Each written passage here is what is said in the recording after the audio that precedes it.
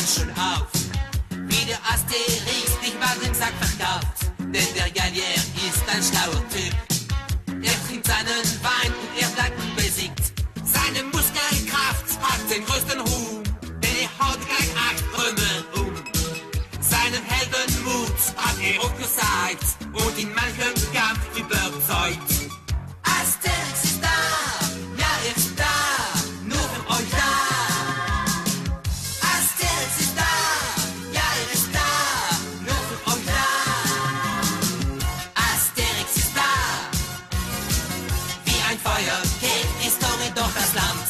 Asterix ist da, ein neuer Spaß und man wartet schon gespannt.